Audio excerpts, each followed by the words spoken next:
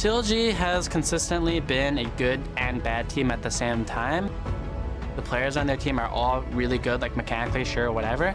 But you can look at them and be like, hey, how come they can't go to Worlds and like put results there? That's because they lack teamwork. The main reason why teams are worse than the other teams are because of the team play. Because if you just have 5 really good players but no one knows what to do, you're probably not going to win the game. There's plenty of scenarios around the world where there are star-studded lineups that don't work out well. This game is a 5-on-5. It's not 1 versus 5. It's not 4 versus 5. I don't think the team with the 5 best players just automatically wins. I think the team with the better strategy and game plan wins the game, even if those 5 players are on paper worse than the other people. I think people just care too much about stats and like the hype for a player, and it's just that doesn't matter at all. It just matters how well as a team you play. Cloud9 now on to the Nexus with Fury this game. And welcome back to our summer split coverage here of the North American LCS. Cloud9 have shown, I know, right? Oh, yeah, just want to get in game right now and play. Cloud9 have shown a new life in their recent games, but it's not all wine and roses for the former kings of North America right now. Sneaky shares with us some of the challenges the team are fighting through. I'd say I definitely have thought a bit more about like not being on Cloud9, just because we're in such a bad spot right now. I don't know if it's like a real thing or if it's just because we're losing all the time that I'm even thinking about it. It's really hard. I think we could still get to a top spot, but it's just like thoughts that go on in my mind.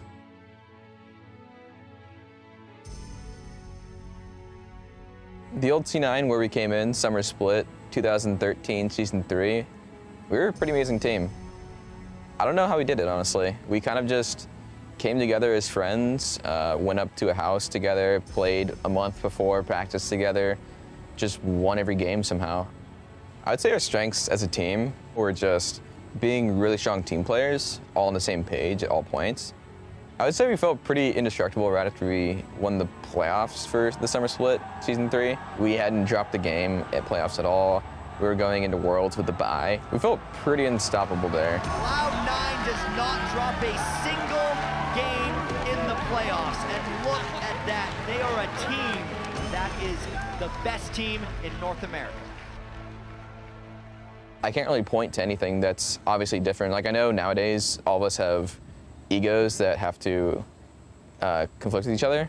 Like back in Korea, there was a lot of like arguments between Lemon and Medios and other just random personalities clashing all the time, which didn't happen when we first came on the scene because we understood how to play the game, but didn't really have any like results backing us. We never really had seen success before. So that may have been a big part of it, honestly. What we're lacking now is being on the same page on what we're trying to do. Things will be happening across the map where we're not actually having an advantage. Last week against Gravity, Jensen got jumped on mid, but we were thinking about making a play, so Jensen was far up for that reason. And they had Shen ult up, they had TP, and then Ball CP's in, and both of them die. Both looking for this Keen flash. Incarnation just got that kill. They want to soak that money back up. He actually may get out of this. No! The hit from Keen finally lands, taking out Incarnation. The fight as well onto Balls. He teleports right into the fight. So it's just like a play that we knew wasn't actually good to go for. We just go for anyways. It's just like a lack of focus. I'd say the biggest struggle for me personally is just trying to make the team atmosphere like as good as it can possibly be. I know sometimes I can participate in it being bad or even being good. So as long as I can like pump it up to make it sure it's going to be good all the time, then I think that's the best I can really hope for. I know they have to be a unit as a whole, and even I have to be a part of that. Every day I still enjoy it. I want to play as much as possible. I think it would be pretty rewarding to get together with this team and really bring ourselves back to the top. Since we've been together for so long, even if it's just 4 of us, maybe 5 of us, maybe bring Medios back, high mid, I don't know. It would be really rewarding if we got back up there with that team. I don't know if it'd be similar if I joined a different team. I honestly don't know, but we've been around for so long with each other that it would feel really great to get back to the top with this one. Not gonna lie, that high smile is contagious. Man, it would be quite the story if Cloud9 could make a run here. Yeah. Get 7th, place into the Gauntlet tournament and then make a run at Worlds. But they're a long ways away from that, and they'd have to beat CLG here. It's going to be crazy. One of the most concerning things is, you know, when we won, we almost didn't know how. We were friends that gelled. You want to be able to find that power, and we'll see if Cloud9 can make it 3 wins in a row as they take on Counterlogic Gaming. Cloud9 are now just 1 game behind Team 8 in 7th place. And if they could overtake Team 8, they could avoid a trip to the promotion tournament, and there is a little matter of those 70 championship points they've got sitting in the bank as well. Yeah, which unfortunately they would lose if they place below 7th. Right. So for as rough of a split as Cloud9 have had, this is the best they've looked. You know, Incarnation, yesterday he had the best game we've seen from him on Ari, going 9-0-3, putting him on an assassin that he is comfortable with in a team comp in which it can work. All very successful things. Haven't seen that at all from Cloud9 this split. And Hai has also brought his own flavor to the team and to the jungle. He's played 2 champions that are unique to the LCS this split with Rengar and Shyvana in his last 2 games, which were both Cloud9 victories, and Cloud9's wins have been more decisive.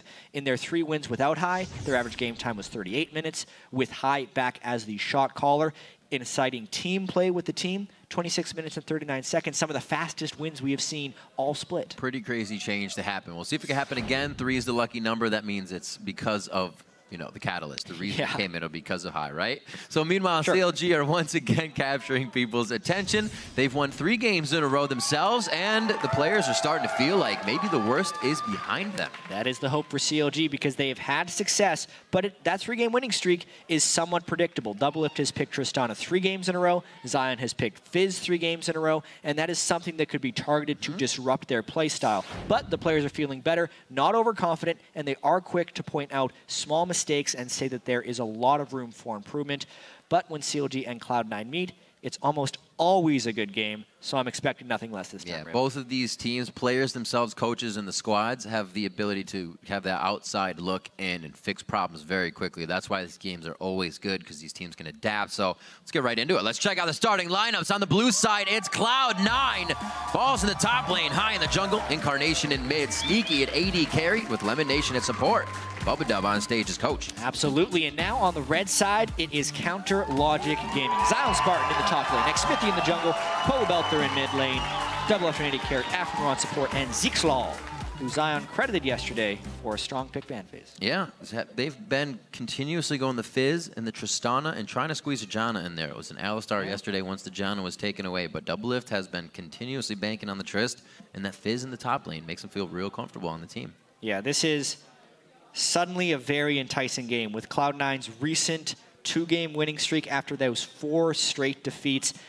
If Cloud9 were to be able to turn this around, they would have to pick a draft pick game. So that was a blind pick one, by the way. That's why we're going to be waiting for them to remake the lobby really quick. And we'll get right in there. It gives us more time to talk about story, right? That's fantastic. I was like, they're picking really fast. It's hilarious right now. Yeah, so we'll get that remade. Seeing what's coming in, Cloud9 actually making a few more changes. I feel like the mentality changes for them are, you know, increasingly catapult them forward more than it would any other team. Hai back in, everybody kind of gets a new sync with the team. Bubba Dub now as coach, there's another fresh mind to go into and kind of listen to without any emotional filter there. Exactly. Like, it's very easy to kind of write the story of, oh man, they've been missing Hai the whole team. That's all that mattered. Yeah. But it's sometimes the way one person affects the performance of others, or sometimes it's just the entire team environment. They don't have their own documentary series or anything. Jack has been taking a more involved role later in the split.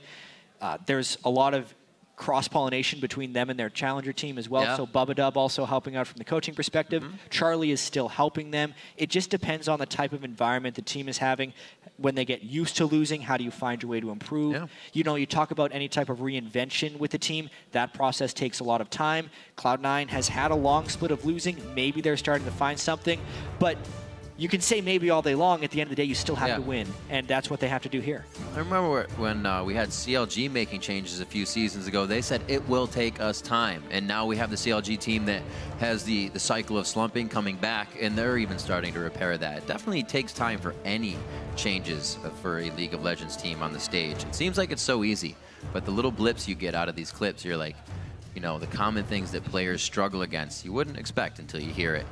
Coming into the second game of the day, into picks and bans now. There's that Fizz, there's that Tristana. They will not get a chance to play from the side of Counterlogic Gaming. COD's 3-game winning streak team comp has been heavily disrupted. Yeah. The Alistar ban as well. one of Aphromu's best champions. COG will have to go to their plan B, and Callista goes to Sneaky for the third game in the row. Yeah. Callista Sivir again. We'll Do see. it. We'll see if Double Lift goes for Sivir. There's the Jana Gragas. Yeah. We've been seeing that combo, but put together quite a bit lately. CLG will get that still. It's a lot of disengage potential.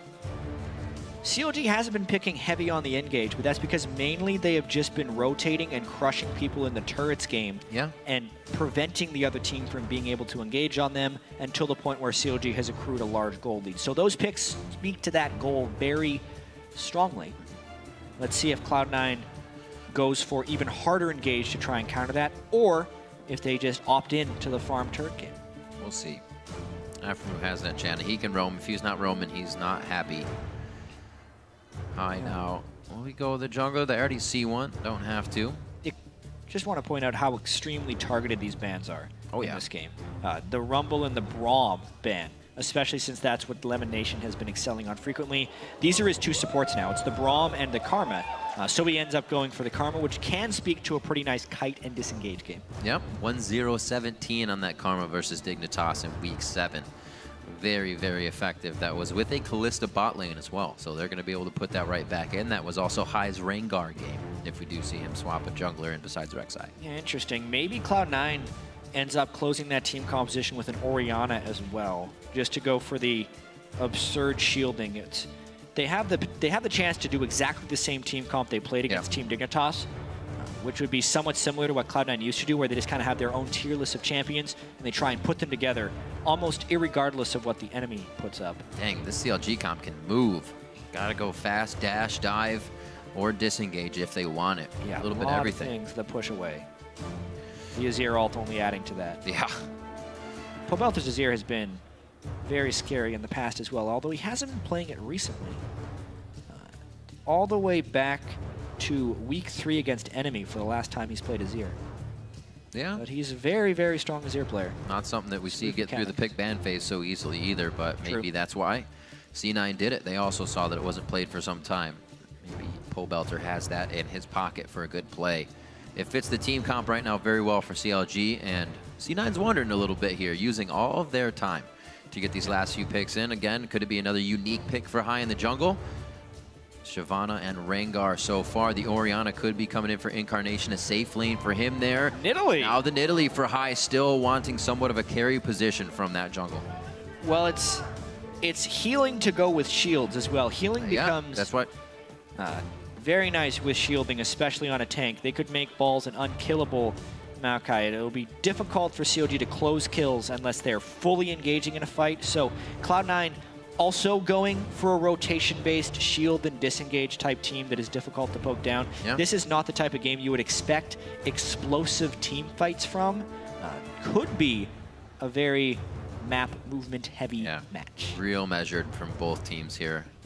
Seeing that Azir pick up first before the Orianna. Felt like Pobelter definitely wanted that, so they leave Zion Spartan for the last pick. That top lane Fizz has already been banned out. Gnar is open, can still provide a nice tank for the team. Zion knows how to play it quite well. Absolutely. What will he go with? Because he's had success on carry top laners. Yes! Oh! Yes! Kennen for Zion Spartan. Well, all right.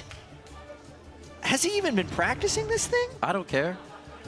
I mean, I've seen Zion play it before. Kennen is Rift's favorite champion. Full disclosure. We will... Oh, boy. We will talk about it a fair bit. Awesome. I have not seen Kennen in the top lane recently at all. It enhances the poke. It gives them a little bit of engage. Heavy magic damage. It's not even close to a tank threat, but it might be enough damage to break through the shields that Cloud9 is putting through. As far as putting Zion Spartan on a carry, that is very much a goal for this CLG team now. What an interesting game changer on that last play. Absolutely awesome. I'm excited to get into this game. I think Zion's got a tough road ahead of him here, especially now with the composition they got, people bouncing all over. Hopefully they can synergize these ults together in the first place. Bubba Dub shaking hands with the Ziggs. All right, so based off of Zion Spartan's main solo queue account, he has 30 Kennen games on record in the ladder with a 57% win rate. So it's not one of those 80% Gamsu, Jarvan top lane win rates, but it's still practiced and fairly successful for Zion. I'm excited to see it. You've now taken a look at the team comp, so share your thoughts with us. Tweet at LOL Esports, hashtag C9 win or hashtag CLG win, and we will update those as we get through this game. It's going to be an awesome one. Teams bringing out all the stops here. In the last few weeks, our day 2 of week 8, we're on to the Rift almost with Cloud9 versus Counter Logic Gaming, and it always provides a great match. Oh yeah, and suddenly this is a hype match right now. Yeah.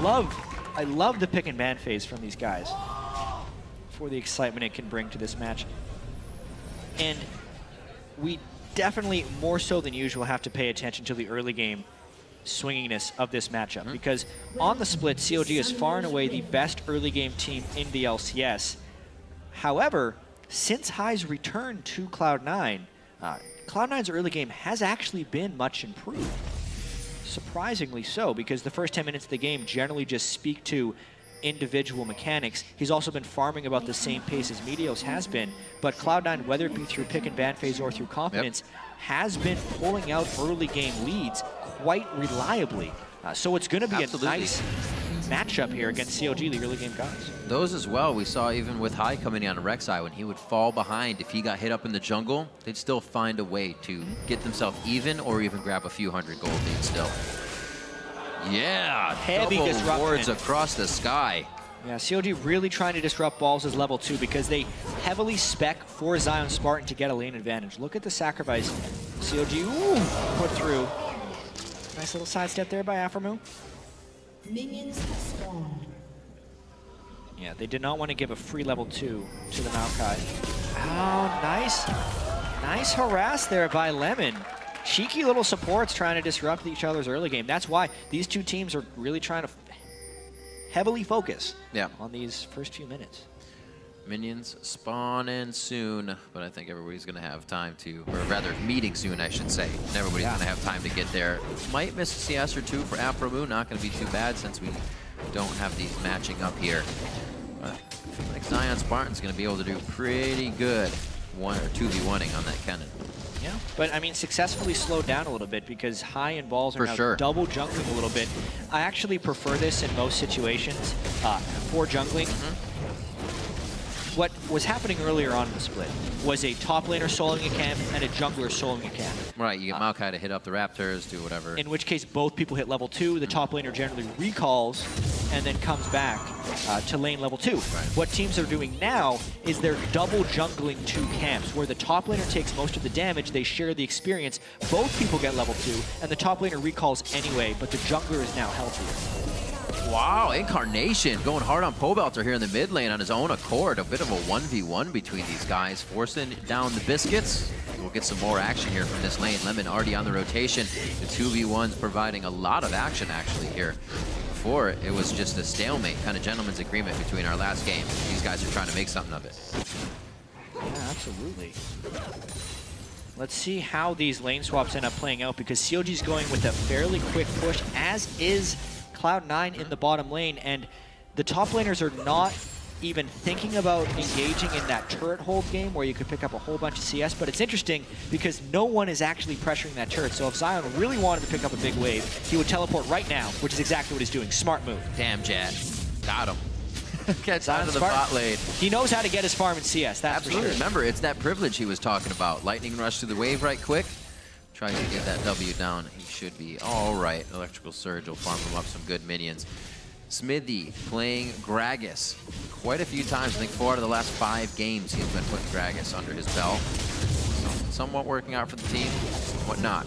So far, so good, though. High KDA, but not the same kill participation as others. And a few whoopsies per game on Gragas, which is not what you want for reliability. But CLG, everybody always remembers CLG has full confidence in Xmithy, regardless of the whoopsies. It's like 10 good plays to forget a whoopsie. It's like ratio. Great trade here as the lanes actually match up. You saw that happen very fast. Sneaky pushed away bot lane and wanted to get into the face of CLG on that top side. Stop their roaming, keep Aphromoo in a lane. See what High can continue to do. They've been keeping Sneaky's ghouls and High's traps within that side of the jungle. Pobelter gets hit.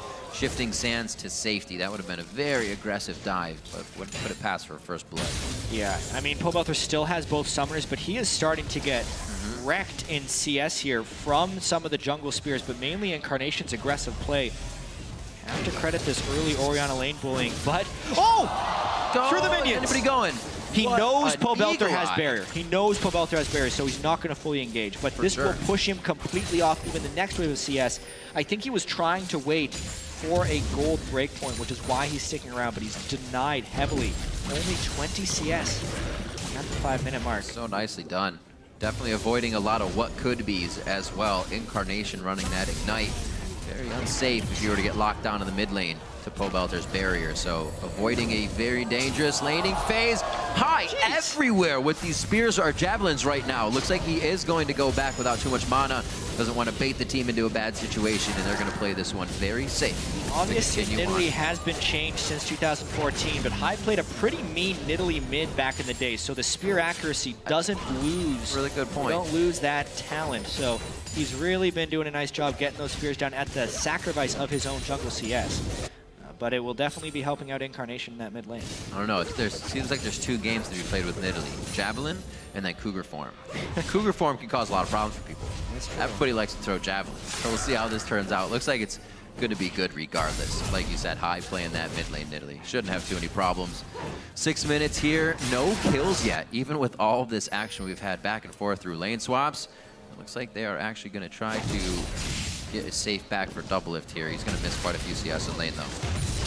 Yeah, High really not farming that much, but still outputting a lot of farm pressure. If he continues to do this and not get any kills, he will fall behind. So he's got to be a little bit careful, going back to farm just a wee bit. Top lane could be an option. Yeah, that's the chance. All right, where's the ignite pressure down? The barrier comes out. That'll hit most of it. Forces the flash as well. Double summoners down in the mid. Flash for Incarnation up, and High definitely looking for a kill here. Got to be careful. Emperor's Divide. No, he does not. Level 5. Not even close to hitting that. Oh, body block by Minion. Very nicely done. We do all that work to talk up High's spear throwing ability. Face plants it into a minion. Giving the team vision. They're hanging around here for a long time. Having a vision on Xmithie, though, and the rest of the lanes, they don't really have anything to worry about. The lane pressure from Cloud9 in the mid is immense right now. I mean, across the board, even this sneaky Lemonation lane with Karma and Callista are crushing early on in the map. Indeed. Where has this Cloud9 been all split is the real question. Because they're doing some serious work here in the early game. All the calls are right.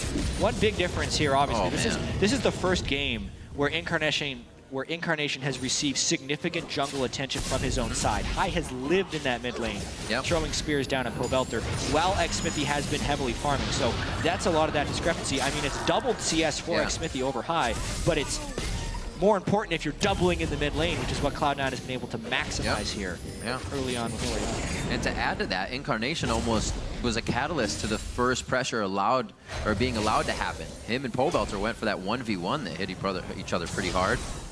And now he is hatching that ward. This could be at a safe spot. He'll know he's on it after a while. Pobelter backs all the way up. Pretty fresh mana bars in the mid lane here, so we could get some more action. But like you said, coverage around that mid. Ward placed and a bushwhack as well by Raptors to make sure that Incarnation stays safe. Another game where he has a CS lead as well. Very aggressive and dangerous invade there by High. Oh, I thought I saw something. Yeah, it was just a white cat. It's not there anymore. Dang. Early Sightstone by Xmithie as well. That's where he's put a lot of his gold. So he's going to want to at least locate a very low farm number. Zion Spartan as well as the one member of COG, along with Xmithie, who are pulling ahead, but the one laner of COG who was pulling ahead. Where did Abyssal Scepter for him as well to come up here? I wonder if he'll change that into a few more items. We will see. It wouldn't be too bad with all the magic resistance coming up. And it looks like without that lane swap, without the initial strategy the CLG put up, they're having a hard time keeping double lift in that top lane very safe. they don't really have the advantage in the matchup, getting poked out all the time by Lemon Nation either. That Karma is ferocious the way he plays it, and already back on a double lift again. Afremu gives a shield out, and that's all he can do. Yeah. Sneaky can just dodge out on the Howling Gale immediately. Just trying to keep the wave away from their turret, but now with Mantra. early assistance, the slow can make the spear land. Now they have to watch Rick Smithy. Oh, the Fate's Call takes away the explosive cast damage. Teleport though. Very well timed. They're in a bad spot for this one. Looks like they've already been able to split it. Zion Spartan coming in, slicing Maelstrom, goes down. First kill picked up. He can tag one more if he gets the Storm Mark on, but it's not going to be it. Balls actually comes in very strong, and with Incarnation having command Shockwave up, CLG starts to back off as he walks towards the top lane. Crazy stuff. Spartan has the greater impact with his teleport. He's already got the mark. Oh, he landed the stun! They do get the stun off. Not going to be much follow-up from the rest of the team. And it looks like they back off for now. High also very low here on resources. Cloud9 only going tit for tat. Can't really pick up the kills. Something about the Cloud9 versus CLG matchup right now always leads to these good games. But meanwhile, Incarnation, with everything being expended in the top lane, knows he is free to play as aggressive as possible. 40 CS up just after 10 minutes. The inverse of what happened in Incarnation's first LCS game, where he had a 40 CS discrepancy. This time, he's the one getting a ton of the jungle pressure, and he's playing with confidence. So many of Incarnation's games this year, he has been missing free CS. Time and time again, he's getting pretty much all of this game as all well over as a harassing. pink ward here. Yeah, this is... Wing! Right on the edge, too. Pulls him into the over the wall of the command Shockwave. He was going for the kill. He actually didn't even burn Pobelter's barrier, so honestly a little bit of over-aggression now. That's going to make him play a little bit more passive, knowing he doesn't have that flash for an escape. That's also that timing memory, right? Pobelter used that in vision of them last time, so he's going to have it up. Not a huge cooldown. Still, like you said, causes him to play safe. That loss of pressure could mean some big things. Dragon's going to go over to CLG here. A little bit of rotation down could give C9 the timer when it goes out. I don't know if we can get that. It looks like Lemon Nation will be able to get a ward in. Things are getting cleared up around the map. CS probably go lane. for a steal. Oh, would he? He's not going to get it. Mantra hit? Oh, imagine if you get hit with an extra Mantra Q. Good lord. Yeah, Xmithy knew his Never fight damage. Dragon was at 400 and he smote for 540. So even though it timed exactly with the explosion of the Mantra Q, it's never going to get it when he smites at that point. So Zion Spartans teleport to the top lane, and he stays for a little bit longer. He was able to grab the turret for his team. A bit of extra gold on top of Dragon there, so cross-map advantage somewhat gained. They still have to look for this lane advantage. Double lift is down in CS. Can still provide the utility for his team for where they need to get in the situation, though. Sneaky 106. So he's building up for a Bloodthirster himself.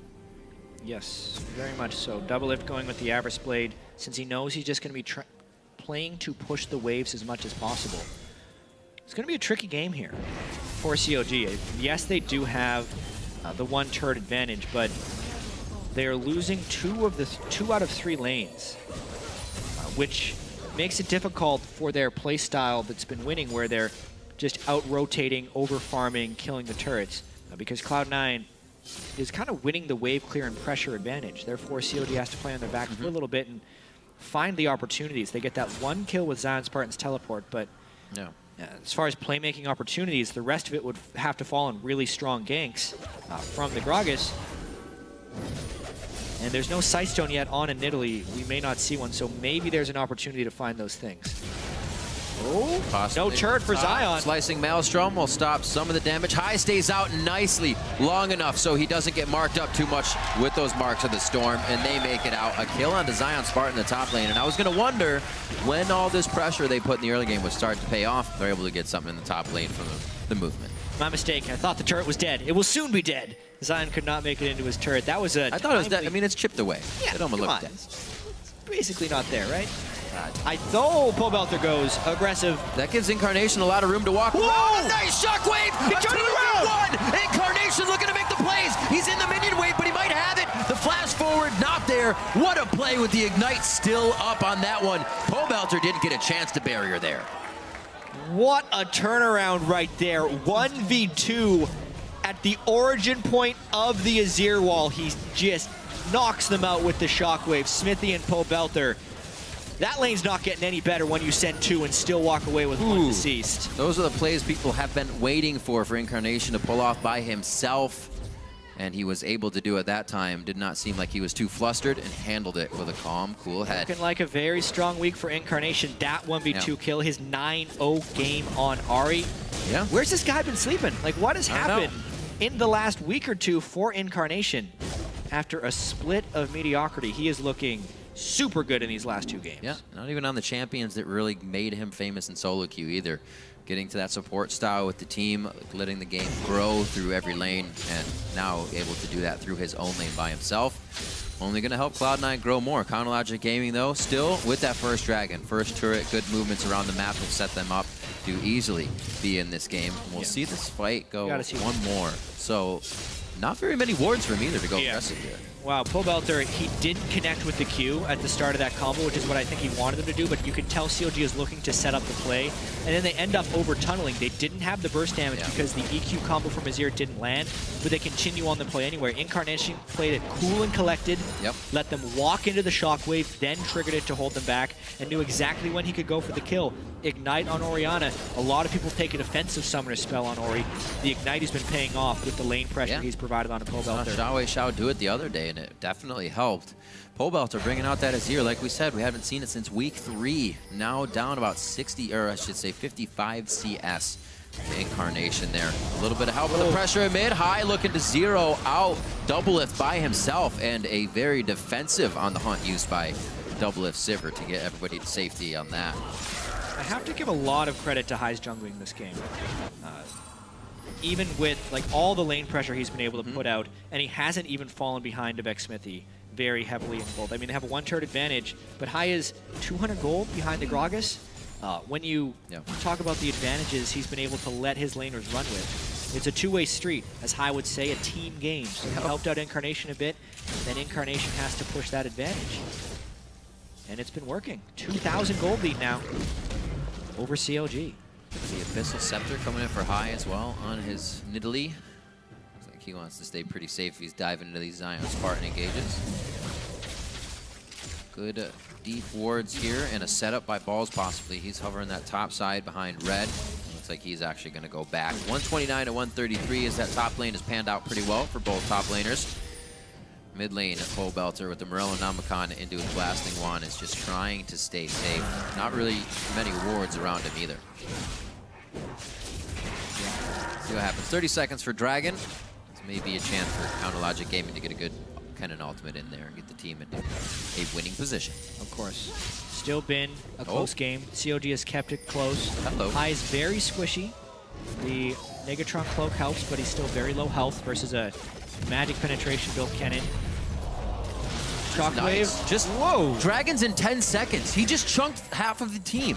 A perfect play by Incarnation there, but they don't have the wards around Dragon, and it can still be thwarted with some good ultimates from CLG. Cloud9, however, are going to converge on that, see what they can do. CLG is behind the curve as far as playmaking. They're trying to make up for it now, but they're chunked low and engaging a fight. C9 still has to work as a team, even if they feel like they have the advantage going in. They get routed by Counterlogic Gaming. Balls is in there by himself. This could be the command shockwave. No, it's already been used. Remember, just in the previous fight, in front of the turret. So that cannot be re-entered in. Sneaky goes down, and even with that pressure of Incarnation, looking good in the mid lane. Yeah. Not pay off all the way. Zion Spartan, his teleports have netted CLG both of their kills. They're trying to play catch up with these teleports, though, because they're falling behind. That was, going back in time, a standard push up the wave before a dragon attempt. Incarnation stopped that, but then Cloud9 also went a little aggressive with their pathing, and CLG caught them while they were running back to the dragon. Now it's actually C9 who will be late to this dragon, but Cloud9 who wants to pressure off the dragon. Xmithy taking a lot of damage. This is going to be a conflict. Big ultimates down. Oh, spear landed. 630, that's going to be a hit from Doublelift actually to take down Dragon. Counterlogic Gaming now bouncing the entire team of C9 back. A good ult from Shockwave. It goes down. Oh, the flash from Zion Spartan, and the spell shield coming in from Doublelift saves their grasses. And they're now about to get out of this one. 19 on the clock. I think this fight's going to be just slowing down a little bit. Wow. Whew. The narrow escape. Oh, Hive missed his jump over the wall. Double wards again. They see him, man. Cloud9. Hi, you're very, very crazy. He knows what he can do, baiting him in. It's going to be the lockdown on the tether over the wall. They take down Xmithy. They get his ultimate. How are these fights even still continuing? The CLG wants to tempt themselves back into it. I mean, we knew both teams had a lot of move speed and mobility, but now they're using it to chase each other down. So these fights are stretching over large periods, large areas on the map. Yeah. And so many people on CLG are low that Cloud9 wants to push, but the wave clear of Sivir is keeping the turret alive. Double lift spell shield, keeping him alive very much so on that command shockwave. And that fight went on long enough for Incarnation to pretty much use it twice. Once in the mid lane and then once at Dragon. So we had a full cooldown coming up on shockwave there between the entire battle. 5-2, 20 minutes in. We're getting the game that we wanted out of these guys, but Cloud9 with a 5,000 gold lead here. Looks like they should have some more convincing fights. The only thing that CLG has on their side, Riv, is the 2 dragons. They barely secure this one here. Balls was almost able to chunk out Xmithy there, but the shield arrived in where Balls would have detonated his ultimate to kill him, and from there, it's just kind of a messy team fight. Oof. Super timely spell shield by Doublelift to save his skin there. And a nice flash by Zion Spartan. He may not have needed it. It was going to be right on the tip of that shockwave, but safety nonetheless. 230 CS for Incarnation versus 157 on Pobelter. Yeah, at 20 minutes. Big difference. Pretty good CS lead, especially difference. to be at 20 minutes, 230. He's hitting the clip very hard right now and above average. Sneaky in the bot lane, 10 CS lead for himself as well, and a handful of CS lead for Balls on the top that'll be cleaned up at some point and just keep evening out. The Zanyas will be very big for Zion. It's going to make those teleports much more dangerous when the team cannot take out that factor of AoE. He's still pretty far away from it, though. Yeah, he is. Only sitting on 400 gold, as well as that Seeker's Arm Guard. Hey, it's cheaper now. It is cheaper. Less AP. AP itemization changes. Yep. Feels good. Feels good. Oh. See who's faster. Well, when you flash forward, you're going to get an advantage in the fight. Can't be too sneaky about that situation. The Talisman of Ascension still use everything they could do, but when CLG wants something, they will get it. Yet that's the Sivir ult lane gank, the old trick. Cloud9 pushed a little bit deep and also not in a position to press her elsewhere. That's the fatal flaw. So CLG, they're able to devote the Sivir ult to a bunch of people, and they are not sacrificing anything. So a very timely play by CLG as they try and claw their way back from this big gold deficit in this game. Third double ward. There'll be an advantage we see from it at some point. All backing on a ward. Something like that as well gives Cloud9 a little bit of breathing room here. They know CLG wants to go back, but unfortunately, they can't do much with it besides patch up these lanes for now. Also, their camps have been denied on the way out, so not much for C9 to pick up here. And what was that 5,000 gold lead? We saw about 33,000, 27,000. I guess that's 6,000 at the time. It's closed up now. Not too much here that CLG has to work for to get this one back to even. Yeah, they still have the potential late game scaling of Azir. Kennen, also, as far as a damage perspective, will always be able to provide heavy threat. Yep. So a lot of damage will be able to come through from CLG, but Cloud9, heavy shielding, good healing, the death cap advantage being completed on Incarnation. Huge power spike. You can see Pobelter trying to make up for it. Yep. A lot of times you'll see Void Staff second if you're behind as a main, you still want to maintain relevance. Yeah. That's what Pobelter has had to go with on this Azir. Looking at Xmithy's inventory, I would expect to see another Aegis as well on the side of Cloud9. He has no flash. Oh boy. He used it to kill Sneaky. Yeah. Aphromoo far too up. Chilling Smite to line up the spear. Nice play by Heisn Italy. It's one of those times where you die in lane, say, oh yeah, summoner's down, and then your team actually takes advantage of it after you kill, because I knew exactly that Aphromoo flash was down. You're like, maybe this will happen 5 minutes from now. Oh my god, we made something out of it. Double lift again. Arcane Smash does not connect because of the spell shield, so he can get himself to safety without taking too many shots from Sneaky. This is where C9's starting to create the pressure. This is what they weren't doing when they just died in the bot lane. And it's going to be Incarnation in the mid. Looks like he's actually, with High here, able to pull a few more members over of CLG. And that goes nicely over. Ward clearing out his Raptor buff. We'll see Zion Spartan to the bot lane with that TP up. Still does not have the needlessly large rod, but we'll have to keep an eye on where their deep wards are. Doesn't look like he has too much of a flank other than the one right in front of the fight. Definitely. There's one up top. This is a really interesting moment in the game because Cloud9 needs to heavily prioritize this next dragon. The only thing they're really behind on in this game is the dragons. They're up in turrets, kills, and gold. But they don't want to overcommit to this because that would leave them open to Baron, and they also lose wave pressure. But it does look like they prepped this pretty well. Can they get a pick? Flash still down. Afro Moo gets hit immediately.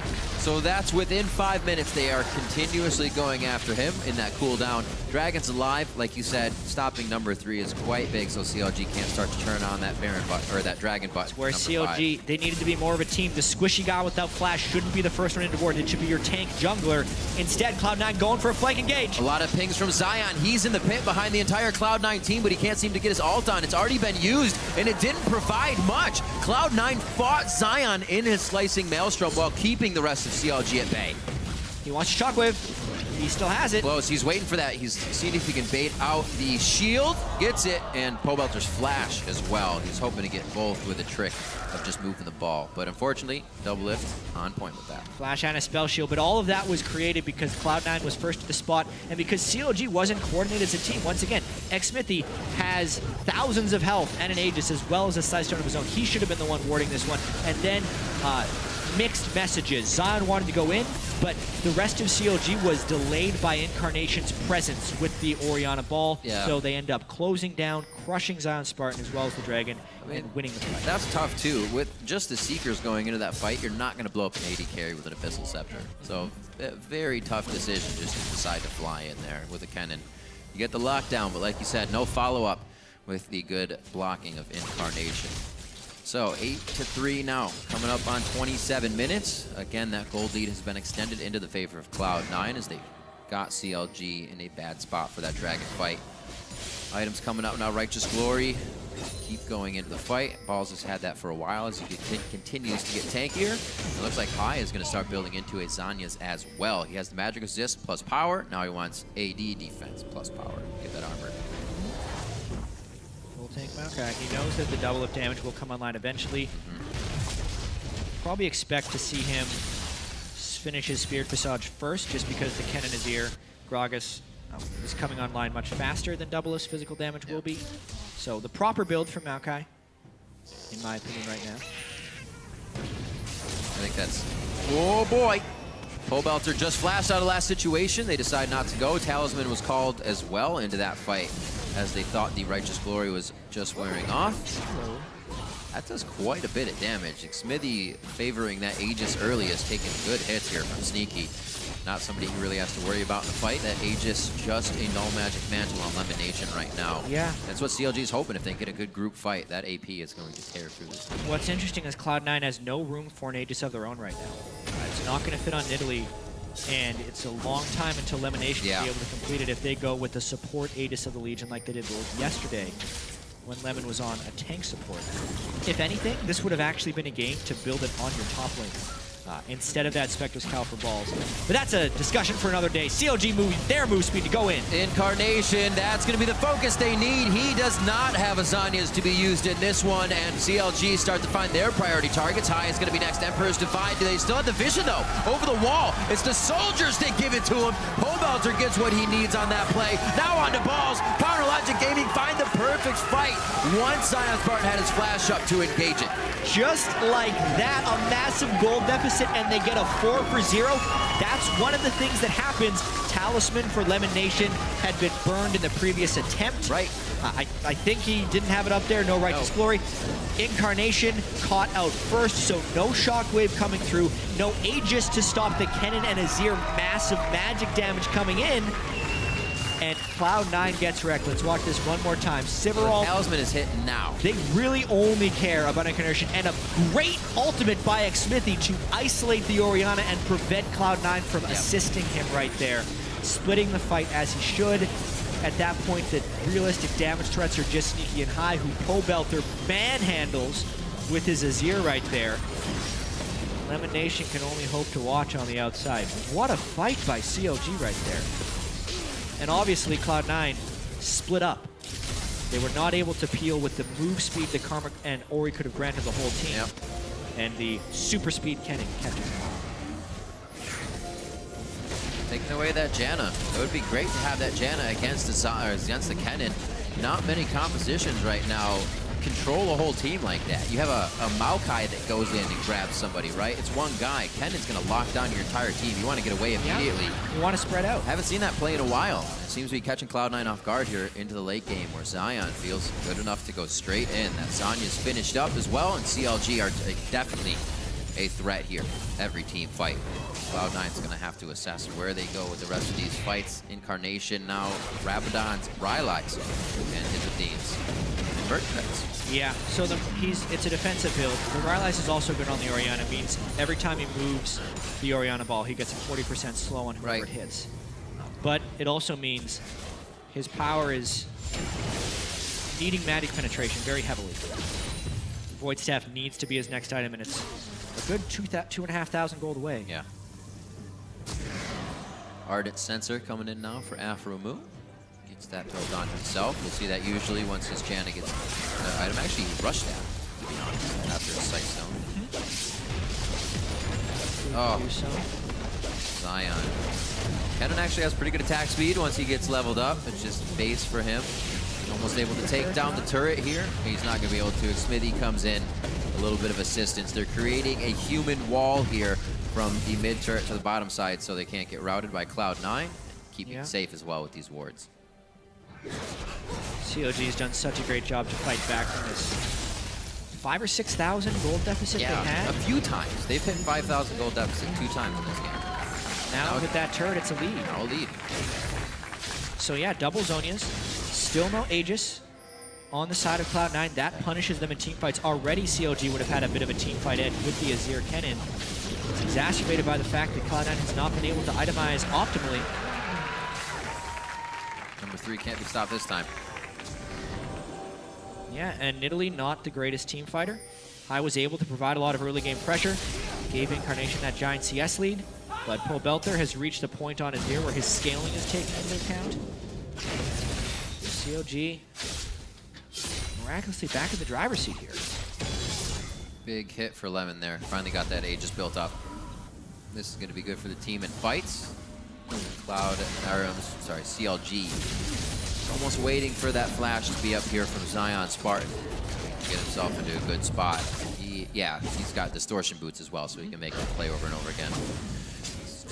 Void Staff for him to come out next. Going to be very, very powerful Kennen, a Righteous Glory as well onto Xmithie. These guys want to put everything in their pocket that can continuously get them into fights and make sure everybody can close that flash gap that Zion brings to the table. Incredible that they've evened up this game. We were looking for a good one coming into this. Counterlogic Gaming, as we said, taking that game back in week 4 pretty handily. Definitely a different story now, as Cloud9 has changed up the team. You betcha. Dead even gold. Aegis of the Legion completed by Lemon Nation. So much help there. A lot of effective health he is adding to the team with the 20 magic resist aura against the King Azir Gragas. But Double Lift is also powering up, so those physical damage ricochets will be chunking. There's a lot of squishy targets on Cloud9. It's 4 squishies and 1 tank. Similar to COG. We're so used to seeing double tanks. This is a somewhat unlikely game. Single tank on both sides. Yep. Means the team fights can be very explosive. They can end very quickly. A lot of times it's just about getting that one pick onto anyone, blowing them up before they can get their skills off. Still no home guard boots on now. You might expect that next, so that Cloud9 could force a nice initiation. Smithy, though, going for a pick right now, I think. Oh, boy. Even though they're not necessarily grouped up. What a strange start, but they might get Incarnation again. Oh, wow. mission impossible. It's Smithy going around. The shockwave hits the rest of the team. Very nicely keeping Zion Spartan out of range of Incarnation, but they have to use a lot now to get up. Pobelter setting up base in the mid lane on the side of Cloud9. That might be enough to just start wiping out the team.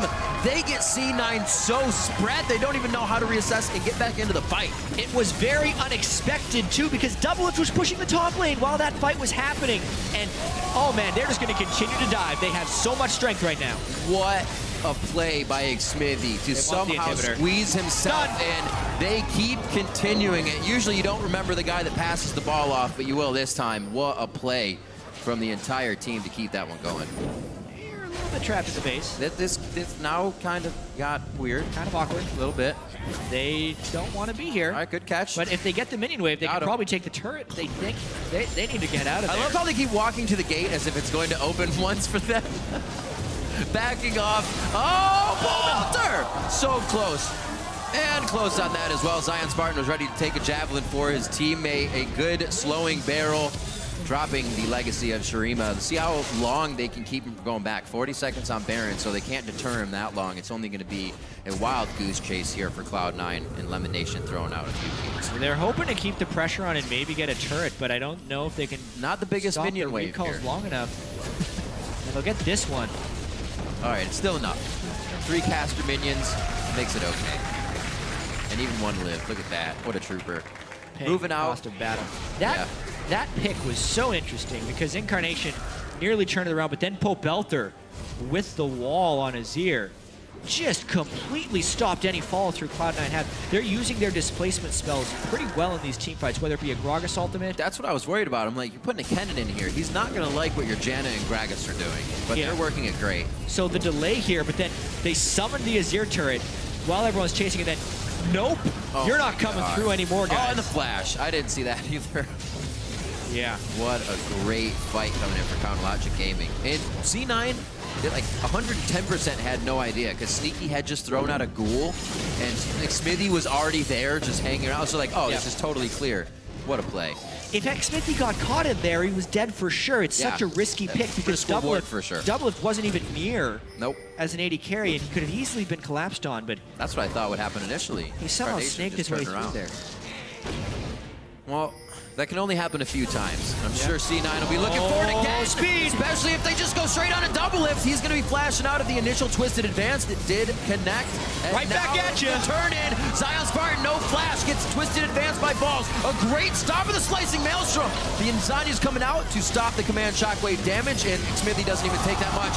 A nice pop. That's the hit coming in from Pobelter. He goes down in his attempt to get the fight in his team's favor. Counter Logic Gaming and C9 now staring eye to eye, trading blows back and forth, but yet only one person has fallen on both sides. The flash from Lemon Nation over. It looks like they finally broken apart in the fight. Zion Spartan could lag a few more tags of the storm. He backs off. What a fight, and they may actually try to ward up Baron here for a bit further engage. Yeah, these fights are awesome, Riv. The speed from Karma Ori Talisman on one side and the speed from Sivir on the other. They're just going back and forth.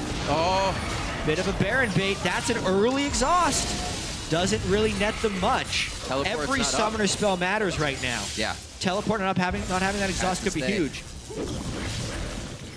Looks like C9 finally backs off. They have to be held accountable for this wave in the top lane now. It is just crashing into the turret, but you can see how ahead they have kind of put themselves, even without a gold lead, how much time they had to mess around there. Keep fighting, keep going, and yeah, that always feels really good. Got to even up the gold right there. 59,000 apiece. Boy. COD gets another CS or 2. Oh my goodness. 10 to 10, 40 minutes in. Love it. Yeah, so absolutely awesome. Void Staff being completely Incarnation is a big power bump. But just go. Take over this fight. Pedal to the metal. You didn't see this out of Cloud9 before High came back. Nope. The willingness to fight and the team being on the same page. Everyone moving forward. But COG also has decent teamwork this game, so they also back away nice. They try and re-engage, and then it's just all hands on deck. Shockwave has been very well avoided by CLG a lot, whether it's Zonies or Flash away. Pobelter goes in to make the hero play. It nearly works. He gets ticked on the backside by Incarnation. And the in and out of these fights is so clutch because it's not a tank-focused game, so you die very quickly if you're in the wrong spot, which is why move speed is at such a premium this game. Would not be surprised if Aphromoo picked up a talisman at some point just to get that extra move speed edge. Yeah. Big breather. He's already in a position again to make the same fight happen with less summoner spells. There's no turrets in the mid lane, so they can just go. Why wait? You don't have to. Into double lift, that's a spell shield. Twisted advance can happen a lot quicker than spell shield can. It's a lot of shields on him. Get to balls, they can't help him. He flashes out. The shockwave goes in as well as the Fate's Call. They're gonna get knocked up and popped up, but when CLG hits the ground, they're running and gunning for the rest of the members of Cloud9. Sneaky, can he get the red enough? Gets the movement, gets the speed, into the brush, uses the orb, and he gets the kill. High now on the bot side. One spear kills Aphromoo. Double Lift keeping him safe though as the bodyguard. And again, Cloud9, as soon as the batting order comes back up, they're right to the plate. And CLG has lost this one. Just awesome team fighting we're seeing in this game. The double zonies as CLG tries to die Sneaky. The shielding of Incarnation. Incarnation flashing over wall to get the angle and provide the shield. Oh my god, you gotta be kidding me. And that's probably Baron. Doublelift wants to make a hero play, but dude, you are outnumbered 1 versus 3. Outnumbered, outclassed in a 3v1. Difficult to do, but an attempt that almost had to be made by Doublelift. 40 minutes on the clock. Baron finally taken by Cloud9 after a huge tug of war in the mid lane. That specific play by Doublelift after the spear had landed, not a good idea. No. Caught in the moment, you would say. Speaking of the moment, spear to start the fight. Once they land, they say, all right, go. Pobelter can't play aggressive at half health. Next one misses. That's like to blow spell shield. Spamming the shields on ball is very critical right now because it neutralizes the disengage factor of the shockwave. Oh my and finally, God. a big shockwave that is not spell shielded. That nearly takes Doublelift out of the fight. And here's where the interesting thing matters. Double Zonias, but in the time of the Zonias, Incarnation makes it onto the other side of the wall. Holy And that's then amazing. Shield sneaking on the other side. Really nice ball control there by Incarnation. And Cloud9 takes control of the game back for themselves. And yeah, we're in the mid lane again. Are they going to go? This is the best spot to be. This is where the war is happening right now. Fought twice within the past few minutes. So rarely, Rib, do we see games where both teams have the team fight confidence to stand in the mid lane with no middle or inner turret. So that's such a long lane, and we know a team fight can happen, and they're willing to throw down and brawl. In what we thought was going to be a very rotation turret-based game, nope. They're going to fight. Not at all. Both teams would definitely want to get down to the nitty-gritty here. The waves pushing themselves or just completely evening themselves out. Both side waves sitting at the river, so nothing has to be worried about there here. Just the pressure in the mid lane and a Baron up Cloud9. Sivir, though, look at that gold easily able to clear these waves. Things are getting crazy here. I'm forgetting how to talk. The win here, 41 minutes in. Cloud9 would equal teammates' win total. Teammate have obviously yet to play. Yeah. And they really need those wins to try and get 7th, which would somewhat, obviously it keeps them safe in the LCS. And there would be the bonus points of having a chance to play first spot at Worlds, which is crazy in this juncture. But CLG as well, wanting to go into the playoffs strong for once. This game, this potential turret hold, it's so hard for Cloud9 to push in on this. The wave clear and the knockback from CLG. Well, unless Cloud9 wins a team fight in the open, I don't think they siege this base at all. This is going to be great for the side waves for now. They're hanging out. They have huge waves coming in, hopefully on the left to right is when they pick off CLG, but not enough forward wards of positioning here. Now it's the same thing on this turret, and it doesn't even become that much easier with the disengage that CLG have. Usually this is the dangerous one. They can't defend it though, they are going to give it up. That's kind of just the safe move. Yeah, and unless CLG gets poked out, it's a very, very high execution dive and very risky. Right. Cloud9 with teleport up, I'm surprised they're not escorting that other wave in the top lane to the turret, because these are easily being cleared away by Azir Sivir right now. And it looks like that Baron's probably going to end up timing out. Once again, Cloud9 are going to lose that pressure on the top as well. One more push. Huge wave. They stay. Baron is gone. Pobelter, rather, not Incarnation to the top side, I should say. Just seeing the Azir trigger your brain. He's up there. I don't think C9's going to get the pressure that they really want to get in here, though. Still too much clear from the Sivir. They're going to make, or rather, Pobelter making his way back down. Now Cloud9 figuring out that it's going to be a very tough task to get past that turret. It's just probably going to be another Righteous Glory once they do it. But like you said, Jap, it's going to have to be very accurate. No mistakes allowed. Wow. So, Aphromoo completing the Zeke's Herald. Giving... I wondered what he was going with that. Yeah, it's... Kindle Gem. It's the attack damage lifesteal aura, but just has the one guy who benefits from it, really, in Double H. So really just trying to aid his lifesteal. Rush Hour sticks together. I guess so. Expecting Through a and talisman, but the ore item reigns supreme. Sneaky. High wants it. He wants an item. Oh, High wants Death Cap. He's going to get it. Does he have the money?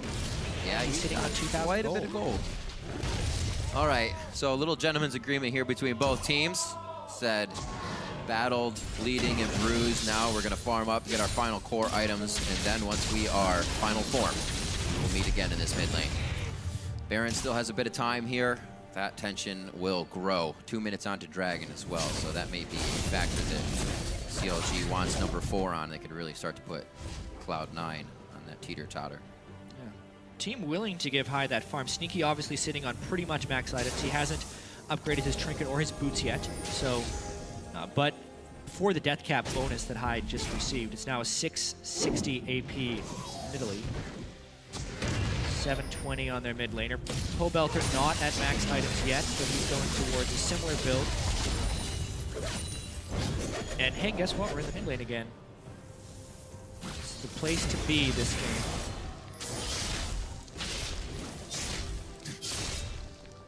What, you placed a ward? Let me clear that from 1,000. At this point, with the long death timers, 45 minutes in round, if another team fight swings in the way it did before, it's game. Both 80 carries respectively, sporting all the items that they need here. If anything, the boots to be sold, more attack damage to come in. It's gonna start getting to that point soon. Yeah, there's been really heavy farm distribution in this game in the favor of mid laners and 80 carries. The top laners have had to suffer a little bit in this game that's collapsed towards the mid lane. It's very good for Cloud9 to be giving this giant wave to the Maokai, because even in the last fight, once he gets augmented by the shields, he can become unkillable. But if he's behind and getting shielded, he's still really big. Imagine if he's close to max items. He's the farthest away of the non-support champions from being max build right now. He needs it. This is exactly how CLG did it last time. Side waves are being pushed. A lead. Lemon Nation speeding up the entire team with the mantra. Incarnation rather over the wall. A few hits back as well. Shurima goes up in the mid lane on second tier turret. CLG know they've kind of expended their initiation on that one. They're gonna have to hang out. Just the Sivir ultimate there. Not too much, but they back off. Righteous Glory, nothing to follow. Somewhat looking for this still, at least to get the poke into range, get CLG on the back foot. Really interesting trade of flashes there. The initiation potential from Gragas for the flash of Incarnation. Yeah, good call. So that means Zion Spartan could still flash blows on him. I can't see them disengaging this fight fully. It's a tight corridor. There's a Talus. Oh my gosh, what a Howling Gale. Cloud9 does not want to get trapped in a tight corridor with those CCs, but if it's spread out like this, that's kind of what they want.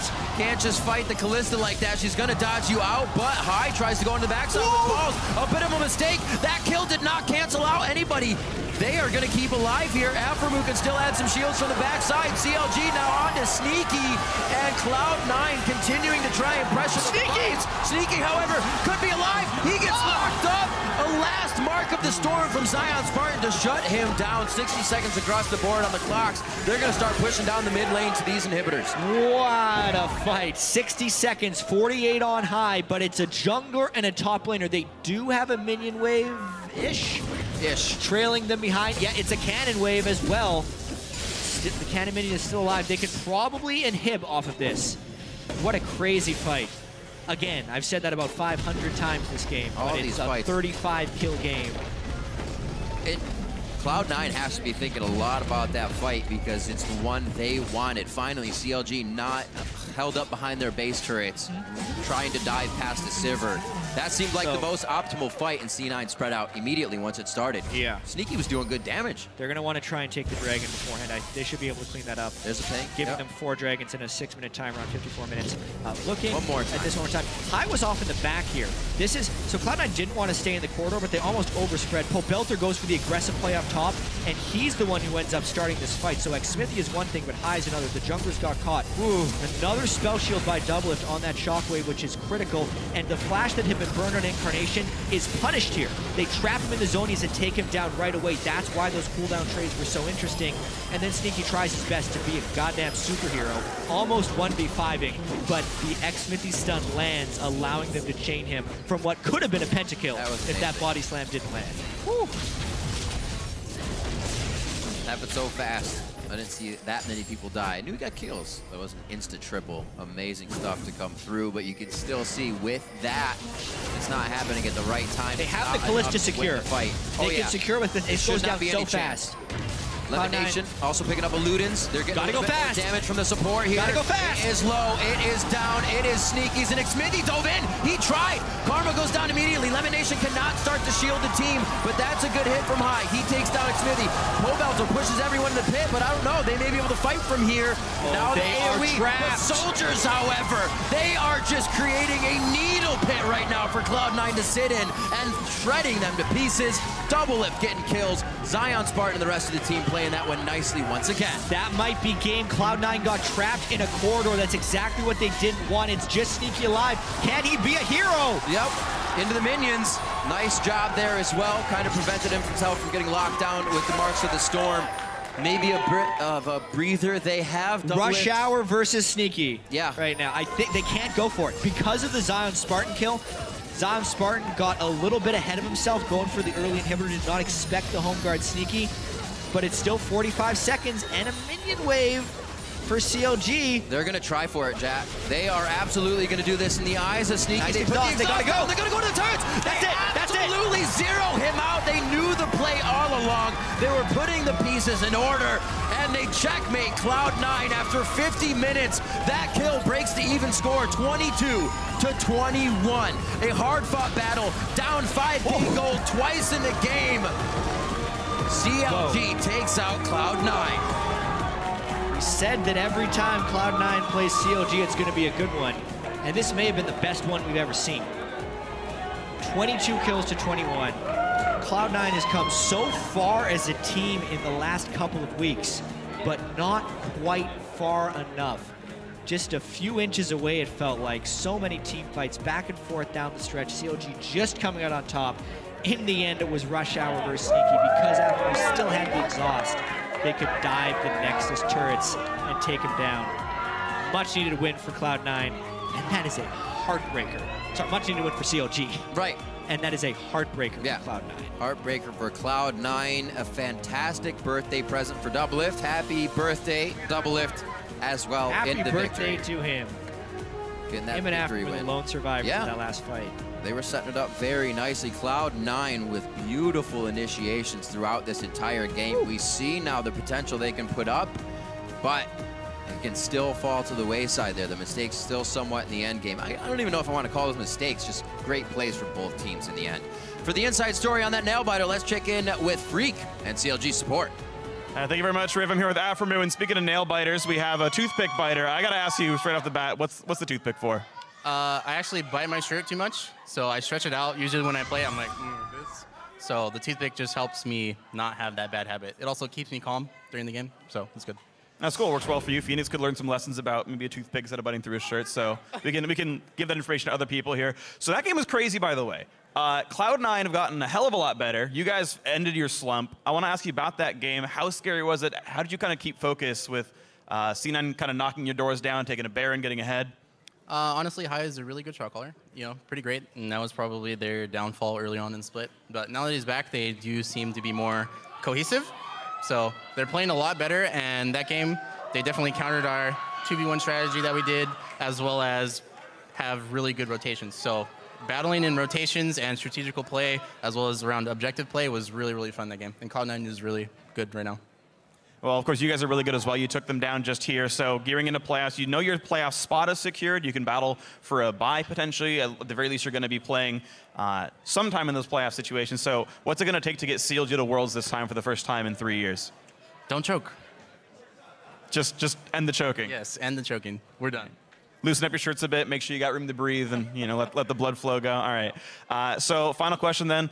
Heading into playoffs, what's your preparation going to be like to make sure you guys actually get that top 3 or top 2 or top 1 and get your way over to Europe? Honestly, we're on the right track of improvement right now. As we've shown, usually at the end of the season, we fall apart and don't really play team fights well. So the last game was a good indicator of that. We just really, calmed down in the middle of the situation and definitely pulled through. So as long as we held everyone accountable and everyone's responsible for their play in the game, as well as being a cohesive team, we should be okay. All right, looks like you guys are looking pretty good. Good luck in the playoffs. Congrats on that win. We're going to throw it back to you guys at the caster desk to break down some more games. Whew, indeed. Yeah. Thank you very much, guys. Great interview from Alframu, and thank you, Freak. What a game that was in general. You said it was going to be a good game. I figured it would reach a certain level, but to come back from 5,000 gold twice, once almost 6,000 gold, and play the fights inside their base perfectly and not let them happen. CLG has almost never been behind that far at 10 or 20 minutes this entire split, and they were able to come from behind and pick up a win. And the standings implications of this game are pretty immense as well. That moves CLG to 11-5, tied for most wins in the LCS. Gravity's still yet to play, so they're definitely fighting for a first-round bye, which would be huge for them. And Cloud9 still 1 win behind Team 8. That would have been such a critical win. And you could tell both teams wanted that one. Both teams definitely wanted it. Like I said, a birthday present for Doublelift as they come up with a victory for Counter Logic Gaming and move up in the standings. 1 win. Coming up next, it's a showdown between our 2 5th-place teams, Team Dignitas and TSM. Stay with us.